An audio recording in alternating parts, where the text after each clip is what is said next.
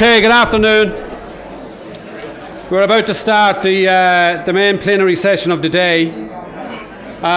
Before I do so, guys, girls, before I do so, just to refresh that we've had 10 groups discussing the policy principles, which came from, I suppose, a 5.5-week consultation process. And as John Douglas said at the start of the day, this is not the end of anything. This is an ongoing consultation process. So what we're going to do now is we're going to, over the next couple of hours, hear feedback from the 10 groups this morning, and where there are 2 amendments, or 1, or I think in some cases 2 amendments from the groups, we're going to consider those. We obviously need a methodology of considering them. And I'm going to put it to you that we have a fairly simple methodology, that where an amendment is put to the floor, that a 2/3 majority of the people in the room with voting for that amendment would be endorsed. Is that acceptable? Sounds like it's acceptable. Okay. Well, look, without further ado, and at the end, Stevie... Okay. Okay. Okay. Okay. All in favour of a 2/3 majority, please. All in favour of a simple majority. Okay, I think the 2/3 majority has it by more than a 2/3 majority.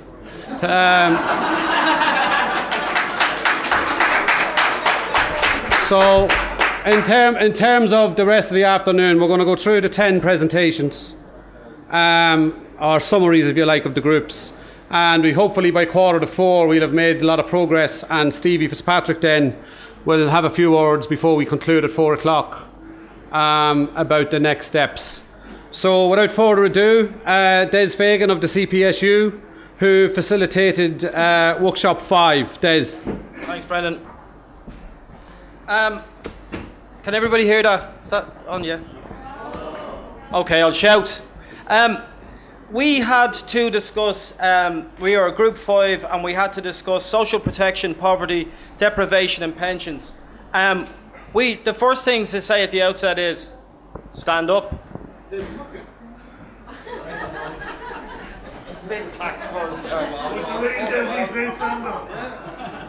Project your voice as well, please. Okay, you want projection, I'll give you projection.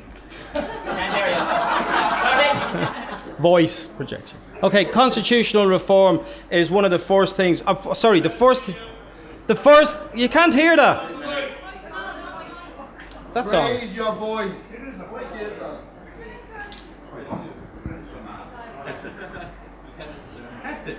Test. Can you hear that now? Right. The first thing to say is that we had a very good discussion in the group, and we discussed many areas in this a wide-ranging topic that it is. But I suppose at the very outset, our group has not come back with any proposed amendments to the document as written. We do offer, though, suggestions, and we do around the areas. And the first thing that we discovered, and we discovered it when we start talking about social protection and the cuts to social protection, was that Joan Collins pointed out to us that in Spain, for instance, when the Troika, or when they were trying to reduce pensions and attack social protection payments, their constitution actually protected those areas. Constitutional facilities allowed people to be protected through that. So we realised that if there was a constitutional convention that looked at progressive changes, and the constitution did what it said on the tin, i.e. it protected the welfare of its citizens rather than making its citizens have to feel like they are getting some kind of handout, that's where we were looking at. So it would be twofold. It would be to enforce the Constitution as it is, but also to make the Constitution work on behalf of the people who need it, the citizens of the state. We also looked at the basic income and the living wage. And what we prefer to call was the living wage. So in other words, not a basic income, not a minimum income, but an income that's set so that people have a threshold or a floor, a minimum level of payment that they can have security in their lives. And that would include a parenting wage. There was a suggestion there for a parenting wage. There was also, sorry Brendan, could you just I know Brendan's trying to speed me up, you see. The level, we didn't discuss, as I say, an actual level, an actual number. But what we did say it would come from a share of the national wealth. So rather than forgetting about people who have to rely on state services, we would be making it constitutional and an action that these people have to be looked after. Thanks, Brendan. We also didn't like, and this is just an aside, but the name social protection had been changed, and it was put that social protection in the last 5 years has been tainted. When it used to be welfare, it used to look after the citizens of the state. But now that it's called social protection, it seems to have a different connotation, and people feel that there's, I suppose, more of it's more of a scrutiny of their lives rather than a protection of their lives. And we also thought that lone parents should be given a greater equity. And when it came up to the discussion, everybody realised that if a lone parent not only has a single-handed job of looking after or rearing a child, but also to try and bring work into the household, it's extremely difficult, and they should have greater equity in any share out like that. We also, I suppose, discussed something that would be close to CPSU have 3,000 members working in the Department of Social Protection, and constantly, nearly every day, there is a new process coming at them, or a new way of doing things, or a new protocol, and they don't even have time to read what's coming from some office in Dublin out to the country. And we were saying they should not be forgotten if there are changes in this area. They should be consulted widely, as well as the clients. The people who use the system should also be advised of any changes and brought into the consultation process. Thanks, Brendan. The current system, we said and identified that the current system, something that they've identified in the UK as well, subsidises low-pay employers. So people who rely on part-time workers, and people, say the retail trade, for instance, Dunn stores and where on those areas that have precarious employment, they rely on the state. So there's a transfer of subsidy going from the state, from our taxes, directly to employers to allow them to employ people that will have to rely on family income supplement and other social welfare benefits. We're also talking about the pension and the actions that had happened in the recent past, where people are retiring now and they have to go on a supplementary pension, and we said that people should have a choice whether they want to continue on and work, but that would be a personal choice. Internships were also discussed, and Job Bridge, and we know what some people call it, Rob Bridge and everything else. And the attack, there is an attack as well we identified on women's pensions, because women are treated differently under the pension system. And I think it's the last point, Brendan, I don't think you've had under it. Child poverty is not just about lone parents and lone parents allowance. Child poverty is affected by resources that don't go into education, that don't go into health, and that's how child poverty is affected. So a comprehensive review of the system would direct the resources to the areas that have most need, and that's generally the amount of areas that we discussed today. Thank you.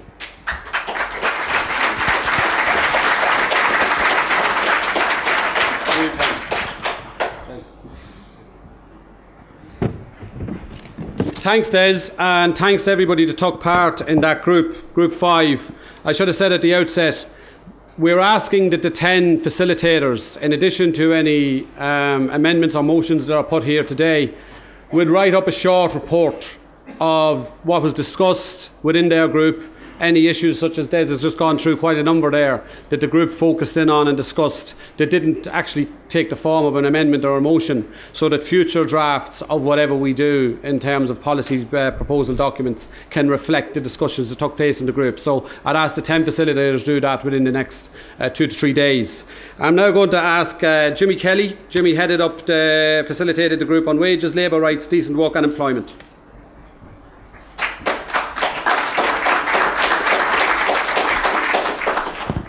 Okay, thanks, Brendan. First of all, our group was a group of union activists who would also be community activists and would also be politically active. So a good group of people dedicated to socialist principles who see workers' rights as being central to the sort of society that we're talking about here and that we're dedicating ourselves to. The early roundup of the discussion around the table brought us to a conclusion that we were agreeing the wording that's in the first 2 pages of your policy principles for the progressive government. So that section, which is headed the right to jobs and decent work, we're accepting that there's nothing that we're arguing should be deleted from that section. So we went on to discuss areas, some of which Des has already touched on, around the living wage and the minimum wage, how they come about, the challenge that's now faced with the Low Pay Commission, which is looking at the minimum wage. Don't bet your next payment of your minimum wage that it's going to be much of an increase coming out of the report from that Low Pay Commission, and how we identified what's referred to as the living wage, how that technical group came together, the trade unions, the NERI, the Nevin Economic Research Institute of Incentives, at least to have a definition of what should be a living wage. But the conclusion around the group was that the hourly rate is becoming meaningless when you look at low-hour contracts. So you define your hourly wage, but you're told in Duns or wherever you're working, by the way, you got the last 3 weeks there, full hours, full pay. The next 3 weeks is 15 hours. You have the same bills, the same commitments, but that's to keep you in your place, and that's the management that's surviving in places where you have those low-hour contracts. So all the discussion around the wages being undermined with these low-hour contracts.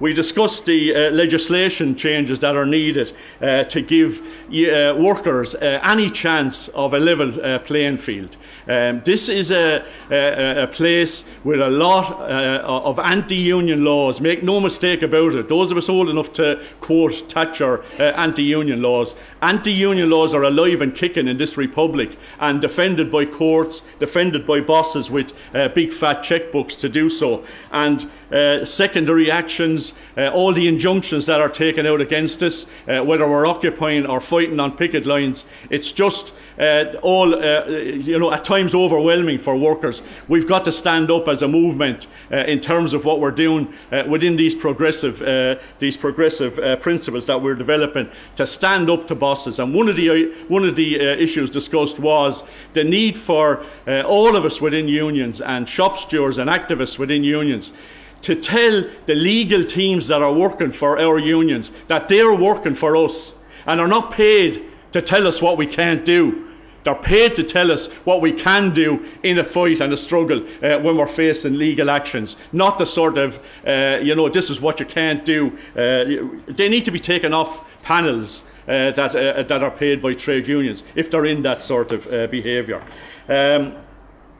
We then, because we had a few members who are literally working and living in the construction industry, we had a lot of the examples in the bad behaviour that's going on by employers with subcontracting and corruption that's widespread in the construction industry, how we would stand up to that. So we discussed the anti-union laws, the need for automatic recognition, the right to rights of association in the International Labour Organization is meaningless without your right to have your union recognised. So the fight goes on to have that beyond what's proposed currently. The right to strike, removing those restrictions and obstacles the low-hour contracts, the privatisation. We have a clear political machine that's facilitating whatever privatisation Fine Gael and Fianna Fáil want to give to their friends to make a fortune. We also just mentioned the issue of new entrants. We can't continue to sort of pretend that we've achieved something when we protect existing members and workers and we abandon new entrants and they are open to new contracts and lower pay and all the difficulties there. The need to empower unions is built into our First Amendment, and the whole area of the Insolvency Act is built into our Second Amendment. So we're endorsing the first 2 pages of the principles in the booklet that you've got, and what we're proposing is number 1 amendment: defend the right to take effective strike action and remove the obstacles contained in the Industrial Relations Act 1990 that are designed to prevent this. And the second amendment then is reform the Insolvency Act, put workers at the top of the queue in a situation of liquidation, like what's happening in Cleary's today, and reform the Companies Act to make it more difficult for private companies to split their assets and avoid the liability to workers. Thanks.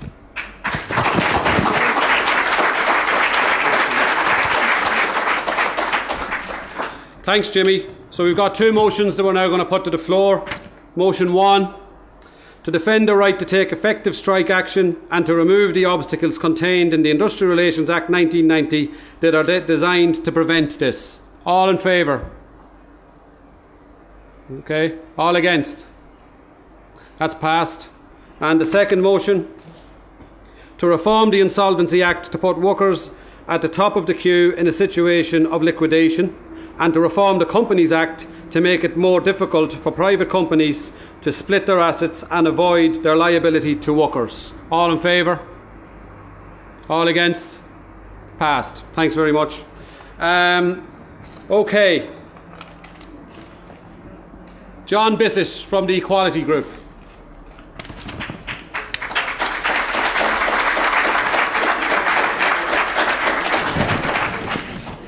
Okay, I haven't got Jimmy Kelly's voice, but can you hear me?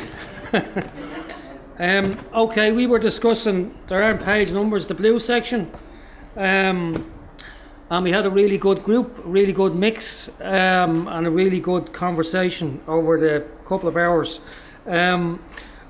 Probably the first significant issue or question that we had is the concept of equality itself, and as to whether equality should be a single section in the document or as to whether equality is the fundamental basis for the whole document. So within that piece there are a number of smaller pieces on the blue page that people wanted to get straight into. For instance, the text given the historically emotive nature of the debate on abortion in Ireland and the Eighth Amendment, that issue. And then people brought in other issues and other issues in relation to equality. So there's a long list of pieces, but we took a little step back and talked about the whole equality issue in general. And after much discussion, the feeling was that perhaps we should write an introduction to the document which outlines the fact that the entire document is based on egalitarian principles. And we took it a little bit further to say that the document should be a statement of radical, explicit egalitarian intent in terms of its progressive vision for the future. So instead of equality being something which is a section, equality is the fundamental basis for the whole document. And that so, for instance, other political parties in the state, like Fine Gael and Fianna Fáil, claim they're for equality. So one of the questions for us is, what's different about us? Okay? So I think that the difference with us and with a progressive document like this is it's offering a radical egalitarian alternative as opposed to a come all ye, benign, liberal, basic model of equality. We're asking for something different, which is a radical egalitarian change model in this country, and that would be a preamble / introduction to the document, in contrast to the way it is at the moment, as if equality is a single section in the document.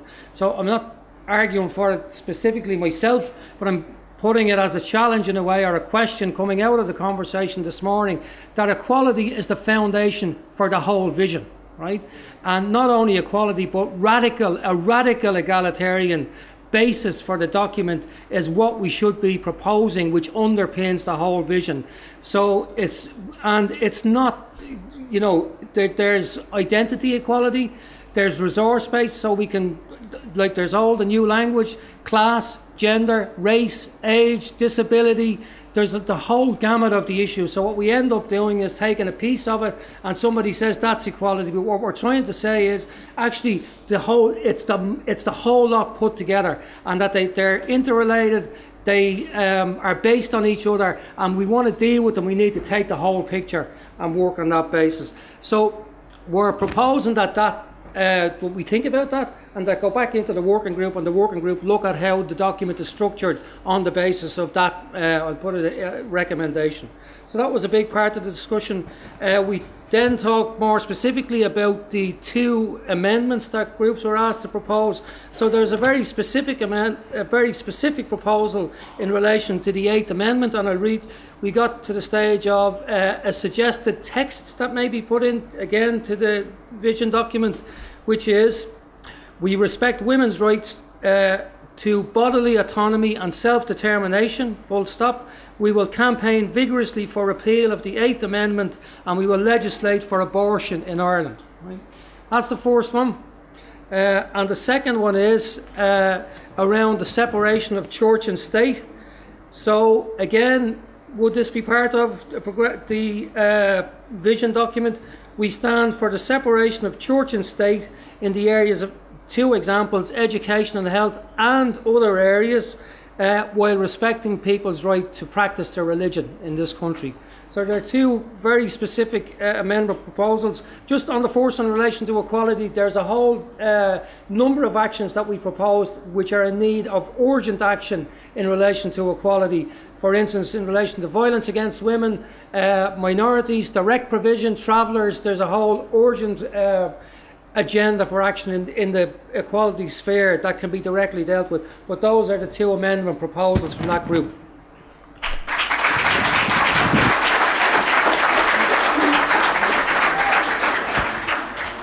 Thanks, John. Well, that gives a good example of what we're hoping will develop from the facilitators. I'm sure John's looking forward to getting home and writing up a summary of what he outlined at the start. Obviously, you know, we're trying to strike a balance where we get a document which is egalitarian in nature throughout the document, and points very, very well made. In terms of the 2 specific proposals, which I'll read again to you now and put to vote, there's a proposal from the Equality Group on the 8th Amendment. The proposal is, quote, "We respect women's right to bodily autonomy and self-determination, stop. We will campaign vigorously for repeal of the 8th Amendment, and we will legislate for abortion in Ireland." All in favour? All against? Carried. The second vote: we stand for the separation of church and state in education and health and other areas, with respect for people who practice to those people who practice their faith. I'm going to start that again. Sorry. No, too many words, Podge, it's different. We stand for the separation of church and state in the areas of education and health and other areas, with respect for those people who wish to practice their religion. All in favour? All against? Passed. So thanks again, John. Thanks for all those who took part in that group. Who have we got next? Terry McDonough, dealing with the environment. Terry?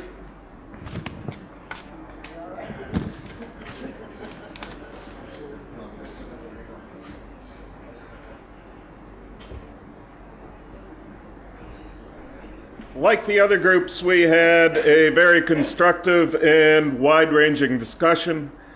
I think that we, in fact, at the end, managed to include all of the topics which we undertook in the proposed amendments, and a couple of small changes to the text which is in your booklets.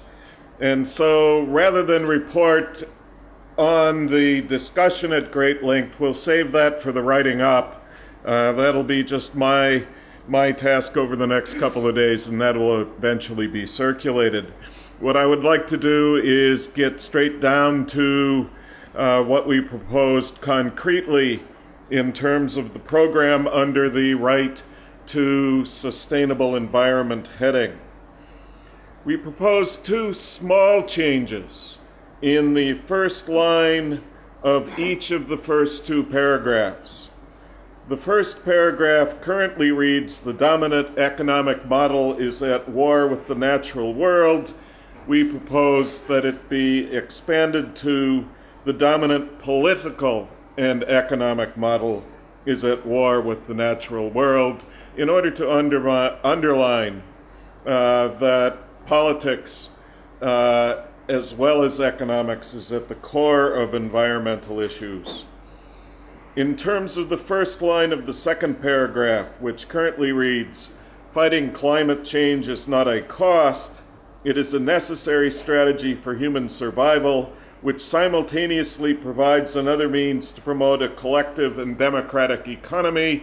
We were very happy with that, but we thought it should be extended to "simultaneously provides another means to promote a collective and democratic economy, including job creation." The motivation for this is to respond very directly to the propaganda that protecting the environment is a job killer. In fact, it's just the other way around. Active measures to address environmental questions will create tens of thousands of jobs in this country. To the two amendments. The first is, these are both additions, they're not subtractions or changes except for those first couple of words. A progressive government will commit to encouraging and supporting local people's campaigns against corporate threats to the environment and launch a major public education campaign, including the schools, on the danger of climate change and the threats posed by corporate exploitation of the environment. That's our first proposed amendment. The second proposed amendment is, "A progressive government will make protection of the rights of Mother Earth a constitutional imperative, subject to democratic control, declaring that nature and resources, including water, are a public good and cannot be privatized."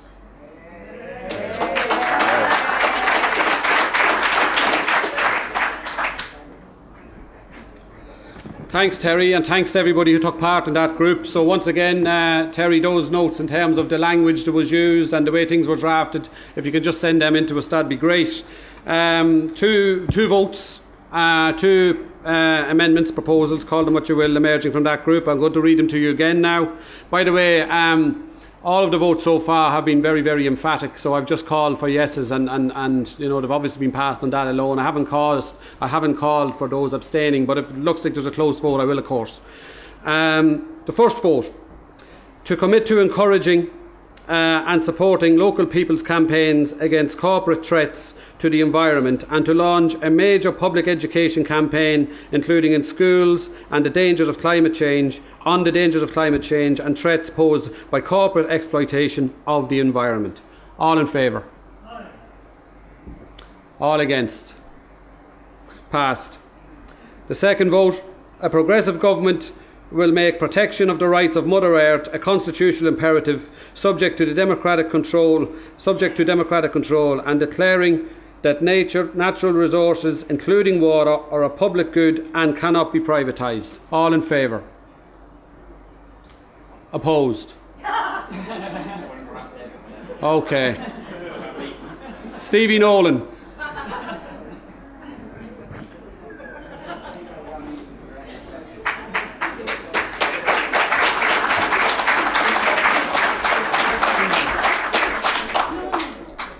Thank you. The theme of our group was democratic and political reform. Very wide-ranging debate, very comradely debate, I'm glad to say. I apologise first to the group. I tried to squeeze in 3 or 4 amendments, but they were I met a wall of resistance, and there's only 2, but I'll talk to the other 2 as well.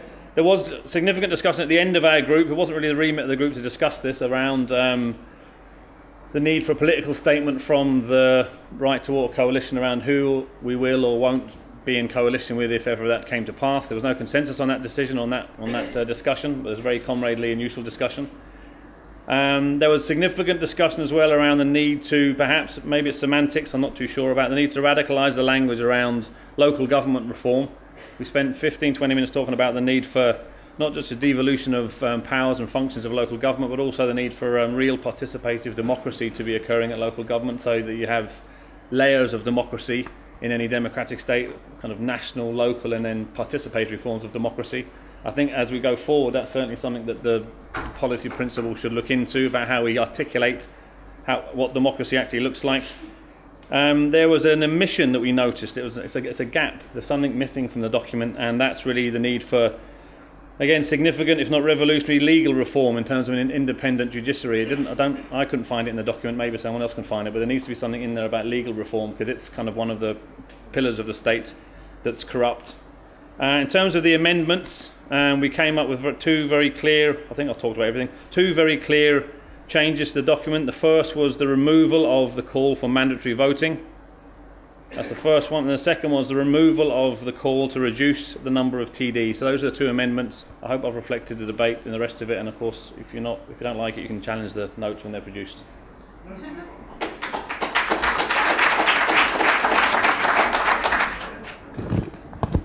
Okay, thanks Stevie, and again thanks to everybody who took part in that group. We're dealing with the right to democratic reform, which is the green pages in your booklet. So 2 proposals coming from that group. The first proposal, that the reference to mandatory voting be removed. All in favour? Against?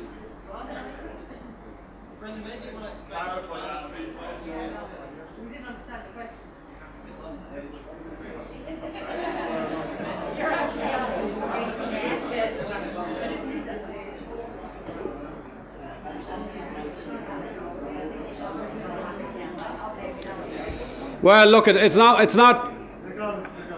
my role, and much as I would like it to be, it's not my role to interpret what was meant by the inclusion in the first place. Everybody has the document. The document calls for mandatory voting. That is, that in elections, all registered citizens, all citizens of the state, would be required as a matter of law to vote. And the proposal from the group this morning is that be removed. That's what's under discussion. So in terms of voting for the removal, everybody in favour of the removal of those words, raise your hands please.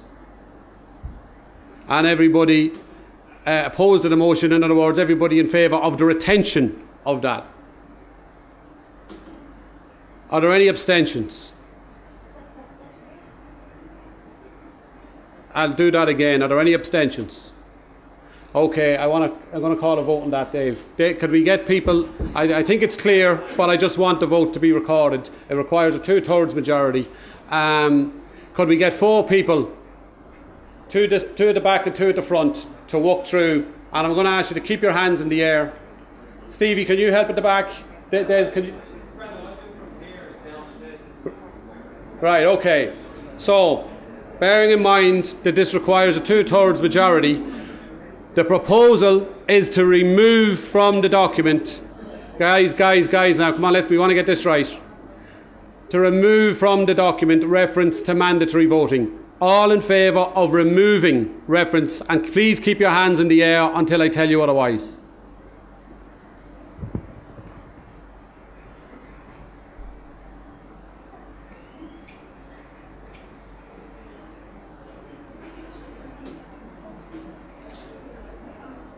Keep your hands in the air till I tell you otherwise.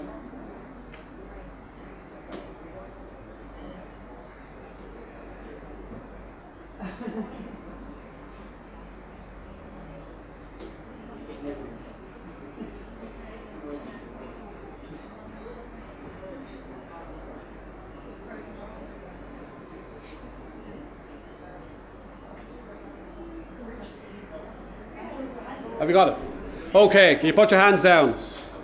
Everybody opposed to the motion, that is everybody in favour of keeping the reference to mandatory voting, put your hands in the air and keep them in the air, and keep them in the air until I say otherwise. Keep your hands in the air. Maureen, up, Jack. Can't see you. Can't see you. You can't see you.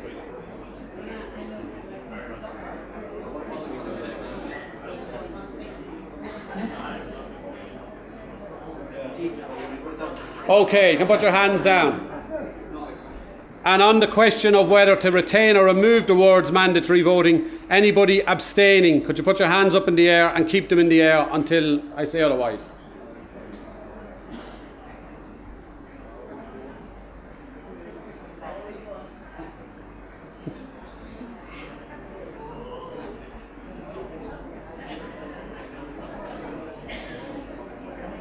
Okay, thank you. Des and Dave will come in with the result of that in a moment when they work out what 2/3 of the total is. We have some economists in the room, so if they want to lend some help. And we'll move on to the second motion. There is a reference, guys, girls, please. There's a reference in the green pages of democratic reform to a reduction in the numbers of TDs. To the minimum allowable under the Constitution. The numbers of TDs are set in the Constitution as a proportion of the number of citizens in the state in the previous census. So the proposal is that we remove reference to reducing the number of TDs. All in favour of removing reference to reducing the number of TDs, could you put your hands up, please? Peter, we're going to have to do this again. Okay. All opposed, in other words, all in favour of retaining the reference to reducing the number of TDs. Put up your hands, please. And any abstentions? Any abstentions? That's passed. It's passed. The reference to reducing the number of TDs will be removed.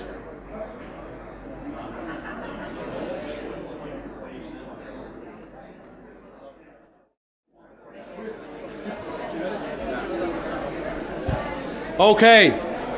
Okay. Okay.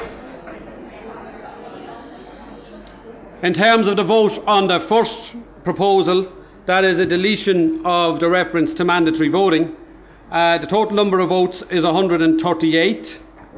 2/3 of that is 92. So in favour we had 87. Against 39 with 12 abstentions. So that motion is defeated. So we will now call Vicky Donnelly, Group 2. Vicky?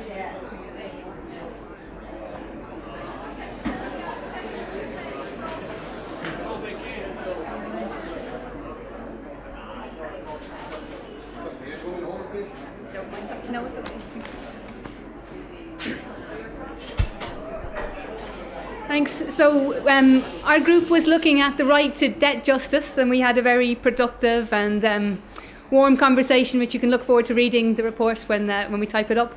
But we had a fairly easy conversation in the sense there were no major disagreements. It was a good, fruitful discussion, but no major disagreements because there was a broad consensus that this is not our debt, that transfer of private debt to public shoulders is an intolerable burden as it's described in the principles already. So there was no dispute about that. We proposed to make one small amendment to the point on the debt audit. We saw the debt audit as the cornerstone of the debt justice movement, whereby we established the illegitimacy of the banking debt, and not to confine ourselves solely to the money that was transferred to pay off private gambling losses, but some of the wider context of the debt crisis, the mortgage crisis, for example, which we saw as stemming from the banking losses. So the first proposal for an amendment was to see the debt audit as establishing the moral case for debt repudiation and compensation.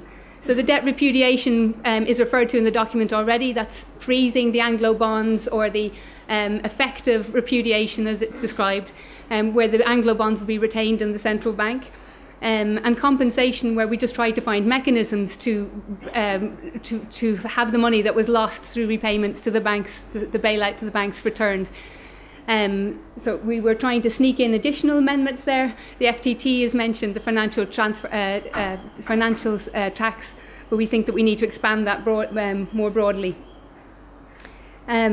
So the other aspect that was emphasised in the debt audit, the amendment, would be that can't be just an academic exercise. There would need to be a popular audit, so with full involvement of communities, and that it operate from a grassroots level.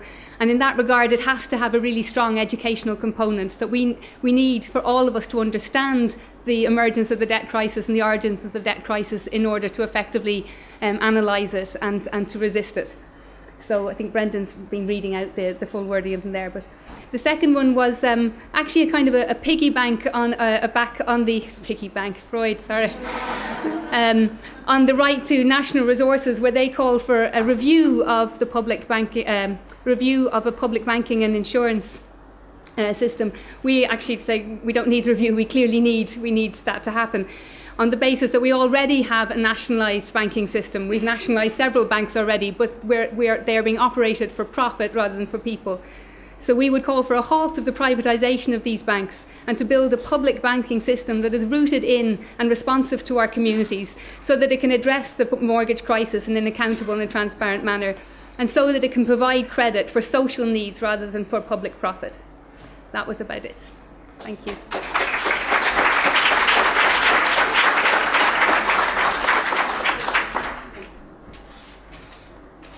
Thanks, Vicky. Okay, so I hope I get this motion right. The first motion that Vicky's group is putting to the floor in relation to the debt audit, to establish a moral case for debt repudiation and compensation by means of a popular debt audit, which will also be a tool for public grassroots education. All in favour? All against? That's passed. And the second motion, to acknowledge that we already have a nationalised banking system, and to halt privatisation of these banks and build a public banking system rooted in responsibleness to communities in addressing mortgage arrears, and an accountable and transparent manner for providing a source of social credit for social needs rather than for private profit. All in favour? All against? That's passed. Thanks very much. And the next person we're going to call from Group 9, Tom MacDonald. Tom.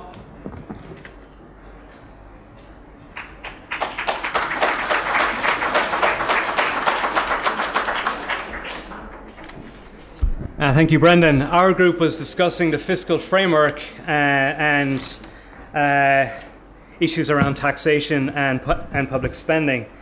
We had a strong group with a very good discussion, and we spent a lot of time discussing particular taxes such as USC, property tax, water charges and so on. And there was a general consensus that there needed to be an increase in certain types of capital taxation, such as a net wealth tax, capital acquisitions tax, and so on, as well as an increase in the effective tax rate paid on corporate taxes. There was some disquiet at the existing EU fiscal rules, and that's reflected in the motions that we are seeking to have passed. The first of those two motions is as follows.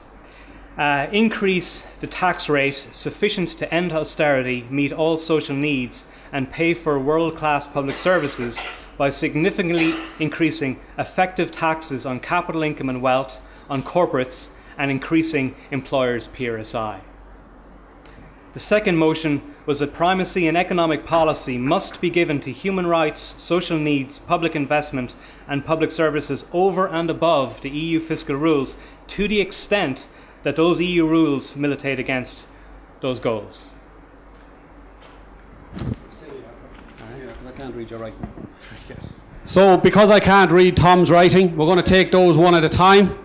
So, Tom, All right. Look, he's an economist. He writes different than the rest of us. So, Tom, would you like to just read the first motion again, please? The first motion is to increase the tax take sufficient to end austerity, meet all social needs, and pay for world-class public services by significantly increasing effective taxes on capital, income and wealth, on corporates, and increasing employers' PRSI. All in favour? Against? Passed. Tom? The second motion is to give primacy in economic policy to human rights, social needs, public investment and public services over and above the EU fiscal rules to the extent that those EU rules militate against those goals. All in favour? Against? Passed. Tom, thanks very much. Thanks very much.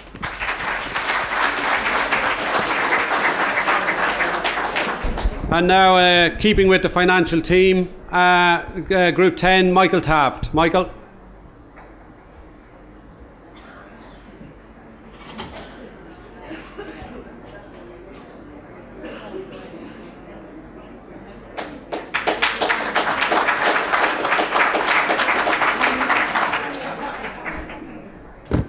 Thank you. Our group was dealing with the issues of indigenous sector, natural resources, and public banking.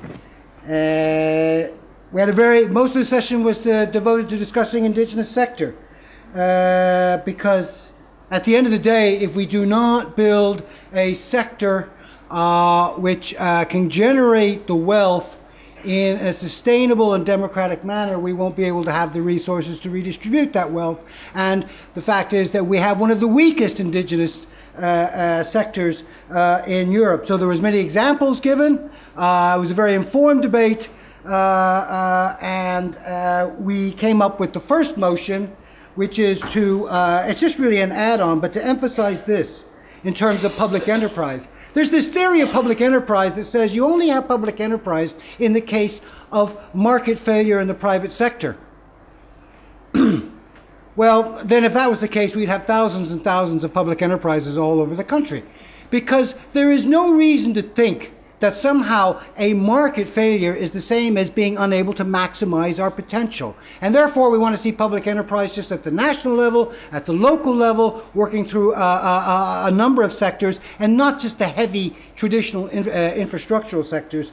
So we've asked that the motion be at the end of the second paragraph under indigenous sector, which emphasizes that this will spread into areas of infrastructure, manufacturing, services, as well as in the areas of caring, community, and the arts. We want to build enterprises that belong to everybody in new models and new forms. I also say there was a very interesting debate as well in this sector, as I said, took up most of the session, which is about the role of the EU. There were some brothers and sisters who thought that we could not build an indigenous sector, at least maximize it, unless we got out of the EU. There were some didn't quite kind of go there, and it was also pointed out that, well, long before the EU was ever dreamed up, the Irish capitalist class was quite able to do in the Irish economy and do in the working class for their own benefits. They didn't need the EU to do that. And this is especially the case when you consider historically that Irish capitalism is is a rentier base, reliant upon property and finance. So it was suggested that we should continue this debate about our role in the European Union, and I think that's only legitimate, especially when you see what the EU elite is doing today to Greece, which is probably the most shameful period in the history of the European Union.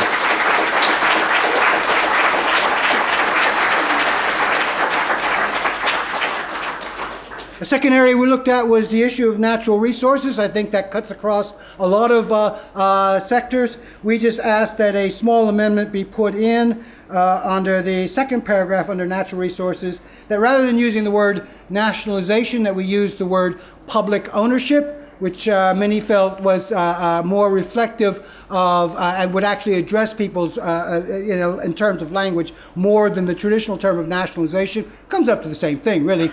But also, we want to also put in that a one specific case, so everybody knows what we're talking about, and that is we want to bring our gas and oil resources off the coast of Ireland back into the public ownership of the Irish people.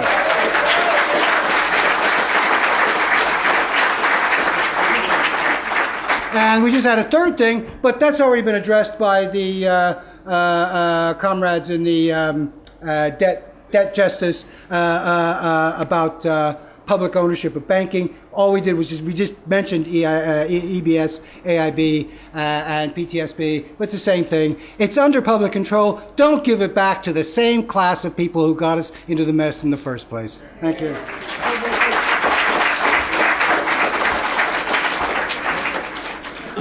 Okay, thank you, Michael, and thanks to everybody that took part in that group. Two proposed amendments or changes. The first one, quote, in the areas of infrastructure, manufacturing, services, as well as the areas of caring, community and arts. And that's an amendment in the Indigenous sector section, the orange pages in your book, and it's an extension of the wording that is used. In the areas of infrastructure, manufacturing, services, as well as the areas of caring, community and arts, to be added into that section. All in favour? Against? Passed. And the second motion that Michael brought to us from his group relates to the natural resources section, and Michael, like all the other facilitators, will give a report, and we're not going to get people wasting motions on changing words. We will of course include those words in terms of the changing of the word nationalisation to public services. That's not necessarily a motion. The motion is that we will bring under public ownership the gas and oil resources off the Irish coast to allow revenue and profits to be used for the benefit of the Irish people and the Irish economy. All in favour? Opposed? That's passed as well. Thank you very much. I'm now going to ask Julian Mercil. Julian, as he will explain to us, had quite a wide remit and also some motions to put. Thanks, Julian.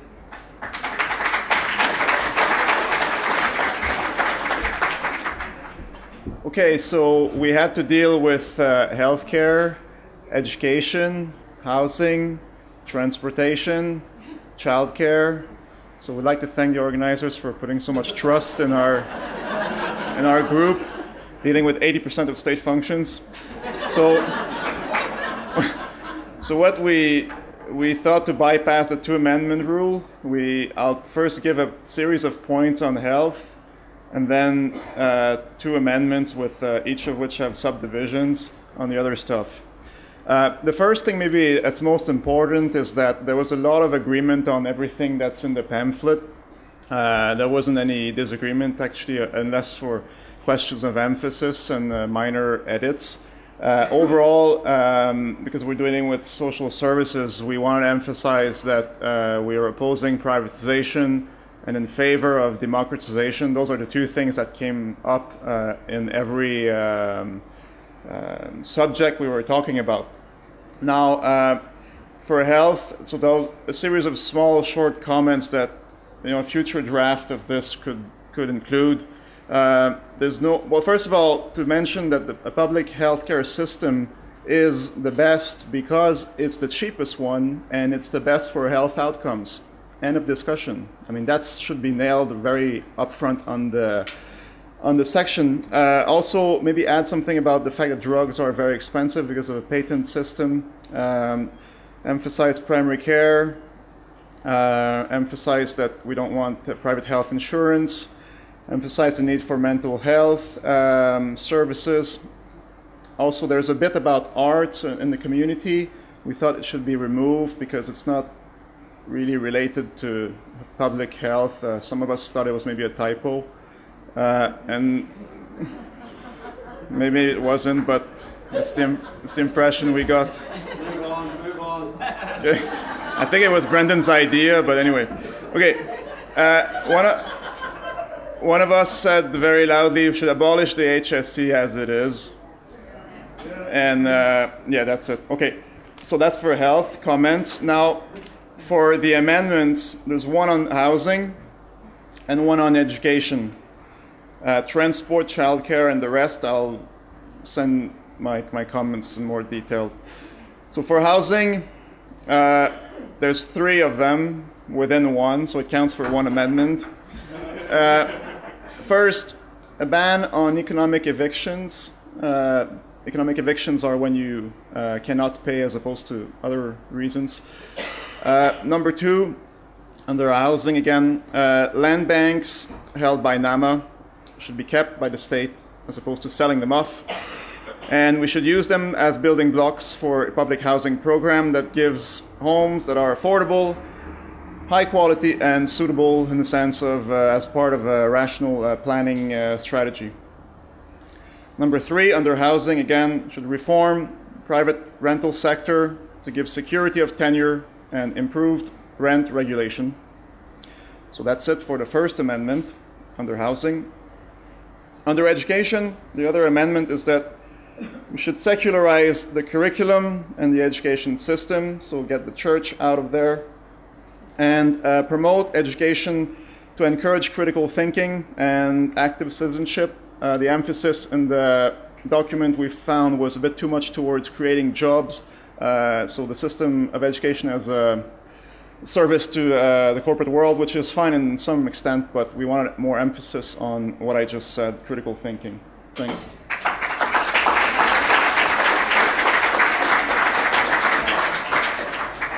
Thanks, Julian, and everybody who took part in that group. So we've got 2 motions from the group, one on housing and one on education. So I'm going to read the housing motion. The motion calls for a ban on economic evictions and for land banks held by NAMA to be kept by the state and used as a building block for a public housing programme. The motion also calls for the reform of the private rental sector and legislation to give security of tenure and improved rent regulation. It's a long motion. Do you want me to read it again? Okay, all in favour? Against? Passed. The second motion is in the area of education. To secularise the education system and to promote education to encourage critical thinking and an active citizenship focus. All in favour? Against? Passed. So I'm now going to call the facilitator for the last group, comrade sister Marie Barry. Marie.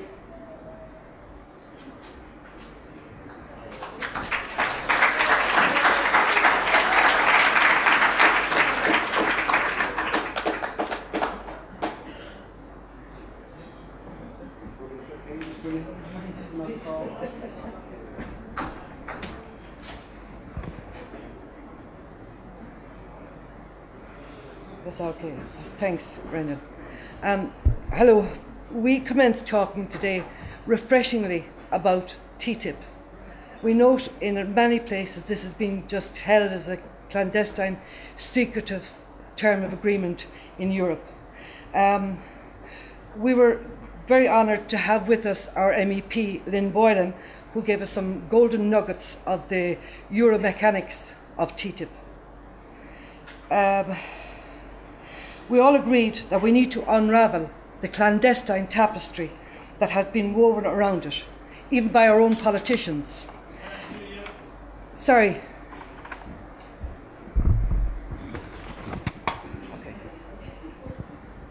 Okay.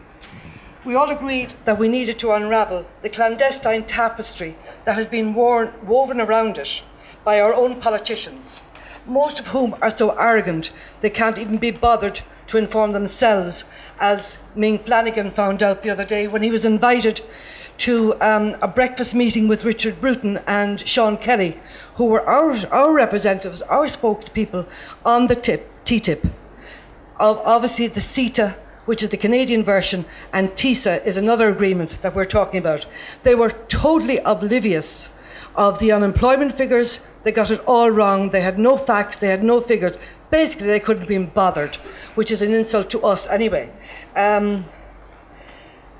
We all agree that we needed to have open discussion on these issues and encourage awareness and debate. We need to question the constitutionality of the ISDS, that's the Investor State Dispute Settlement Mechanism, and articulate what people's opinions are about this.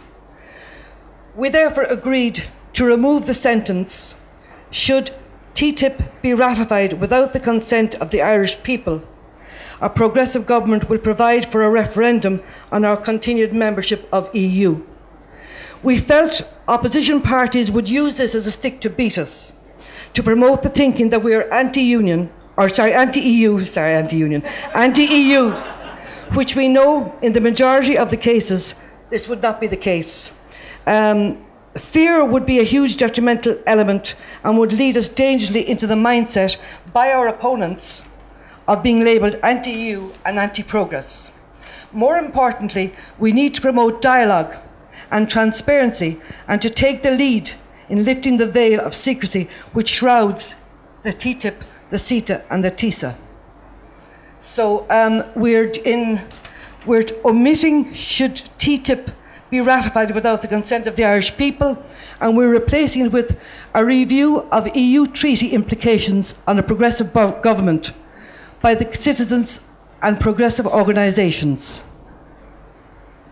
We're proposing that instead of that last sentence. Okay? Pardon? Okay. Okay, just give me a minute. On the Northern Ireland issue, we believe that austerity is a class issue and that we need to promote this right across the working class arena. It befits Tory policy to have this disunity and derision. This is the reason we need to look to trade unionism to nurture this and develop a unity in the format of social and labour rights. Finally, as an aside, the group suggested we omit in particular the Palestinian people because it was felt it may diminish the suffering of other nations. Thank you.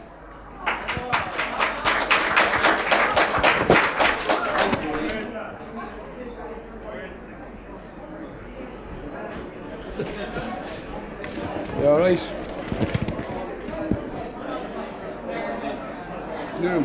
The orange pages. You're involved in Palestinian issues for years, aren't you? Yeah, I am. Yeah. I would say. I know. I would say we'd recognise the Palestinian nation. Yeah. Okay, thank you. Thanks, Marie. And thanks for the group, Marie's group, which was Group 3. We've got two motions coming from that group. Motion number 1, the wording is that there should be a review of EU treaty implications on a progressive government by the citizens and progressive organisations, and that would replace the paragraph in the document which provides for a referendum on leaving the European Union should TTIP be passed. So does everybody know what we're doing here now? Okay. No, that's okay. We've got plenty of time. Well, with respect, the groups are entitled to bring forward any motions they see fit. Now, we're dealing with the orange pages. The document under discussion. The document under discussion provides that should TTIP be enacted through the European Union, that a progressive government would provide the Irish people with a referendum, in other words, the choice to withdraw from the European Union. That's what's in the document currently. The proposal from the group is that be removed and be replaced with the following: a review of EU treaty implications on a progressive government by the citizens and progressive organisations. All in favour? All in favour? Opposed? That motion's defeated. The second motion in relation to, again, we're on the orange pages. A progressive government should actively promote economic, social, cultural and political cooperation on an all-Ireland basis, which would help to promote the development of unity among people and undermine sectarianism and division. And the motion calls that the words Palestinian people be remitted from the document. Okay. Patience. Hold on, we are not going to fall at the last fence, comrades. We have time, and it's clear to me at least that those two things I'm after reading relate to, at least slightly, some would say fundamentally different issues. So I'm putting it to the floor that we, and again the 2/3 rule applies here, I'm putting it to the floor that we consider, in this case only, given the time and given the views that are clearly coming, that we consider those two pieces I've just read separately. So what that will mean is I will read the first bit, which relates to, you know, how a progressive government would look at economics and social issues on an all-Ireland basis. That would be the first bit. And the second bit would be the proposal to omit reference to the Palestinian people. All in favour of me dealing with those separately? Against? Okay, so I'll read the first bit. A progressive government should actively promote economic, social, cultural and political cooperation on an all-Ireland basis, which would help to promote the development of unity among people and undermine sectarianism and division. All in favour of that insertion? Against? That's carried. And the final piece, a motion that we omit specific reference in the document to the Palestinian people. All in favour? Against? Rejected. Okay, thank you very much. We've now gone through the 10 groups.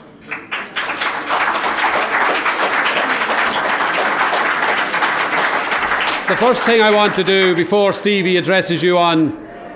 Guys, the first thing we want to do before Stevie Fitzpatrick of CWU addresses you on proposed next steps is the following.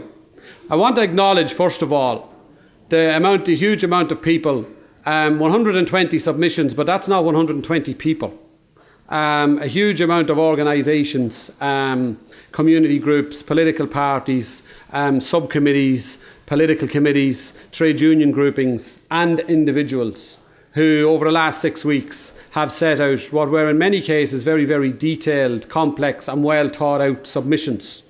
Many of which have been published, some of which at the request of the authors or the groups have not been published. So I want to thank everybody who inputted into that process. It's very, very clear, I think, from the afternoon. We only had we had, I think, 8 motions, 9 the way I'd done the last one. So we had 9 motions. And we only had 1 motion where we had to conduct a count in the hall.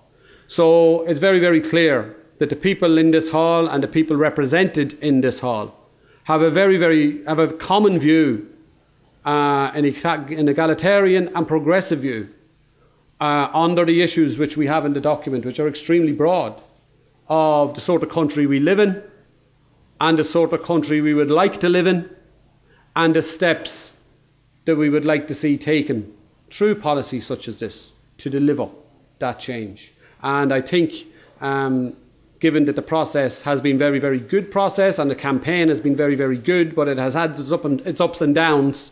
Sometimes we focus, including myself, including us all, we focus on the downs and the difficulties. I think it's very, very clear we should acknowledge, I want to acknowledge today, the huge amount of commonality in the room on a very, very, very broad range of issues. So, thank you very much for your cooperation in the way the afternoon session was conducted. I would ask that the facilitators would take the time necessary to send in to us a written report, if you like, or a summary of not only the proposals that have now been voted on, but the general tenor and comments, technical amendments or suggestions in relation to different wording, how the book is structured, the sectioning of the book, that sort of stuff for future drafts. So thank you very much, and I now call Stevie Fitzpatrick from the CWU to talk to you about the next steps and close the conference. Stevie.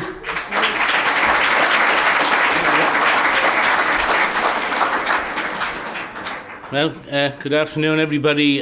First of all, I'd like to say you're all very welcome. This building has never been as alive as it was this morning. 10 workshops and no blood spilt. And the last day as well, and you know, there's lots of empty buildings around the country that we could be using to do this type of thing on a more regular basis. I'd also like to take the opportunity to thank the staff here who've come in on their day off and who've tried to make things operate as smoothly as possible.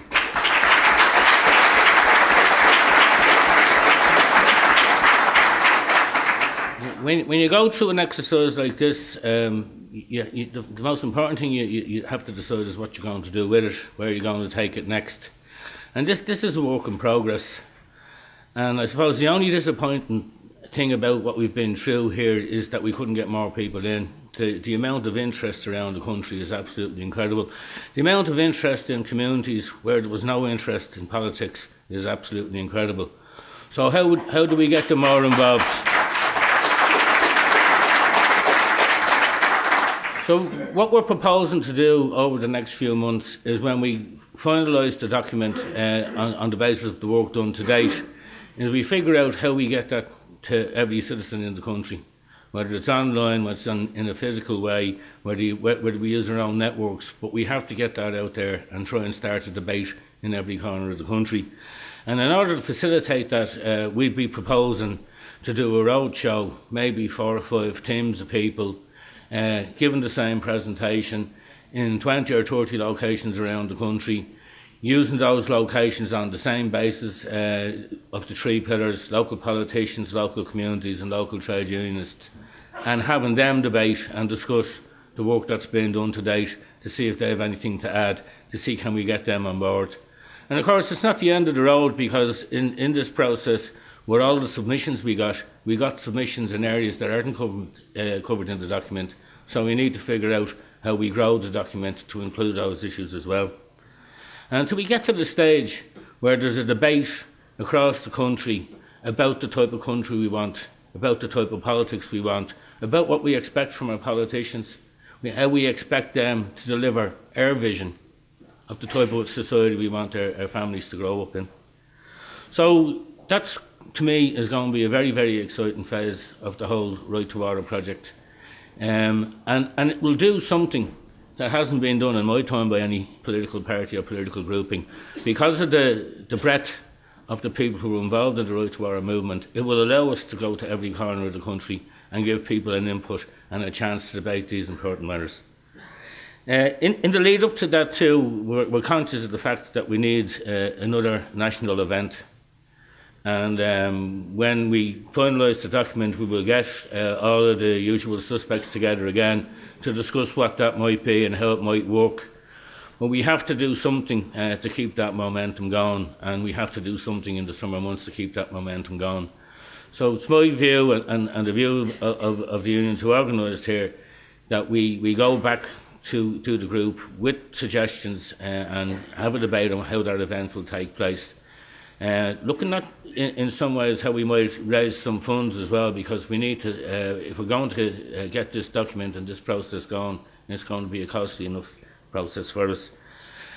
So, you know, as you go home today, this isn't the end of something, this is the beginning of something, and hopefully the beginning of something that's really going to change politics in this country. And it can only happen if we go back with the message and if we spread it to the furthest possible ways. Of course, we don't know when the next election is going to be held. I suppose a betting man would say they'll hang on as long as they can to see if they can hide some of the damage that they've already done. But when we finished getting to the end of this process, we're going to then have to discuss what we do with it in terms of the election, how we phrase it, how we frame it, Do we get people to sign up to it? Do we get people to agree to be transfer friendly to the people who sign up to it? How will we manage that process? And that's going to be probably the most interesting debate.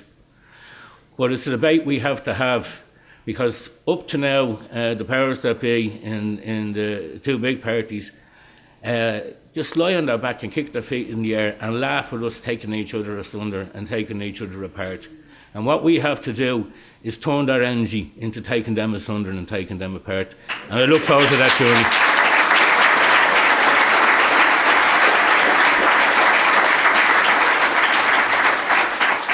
So when people ask us what this is about, and I've been asked that by a number of journalists, and we've always said, you know, lots of us go on journeys and lots of us go on holidays.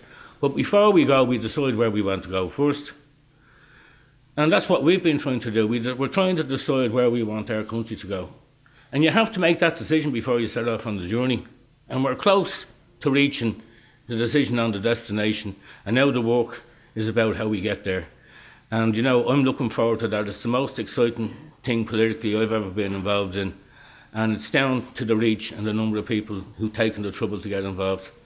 So look, can I wish us all a safe journey home. 3 points for the boys in green tonight, and we'll see you all soon. Thank you very much.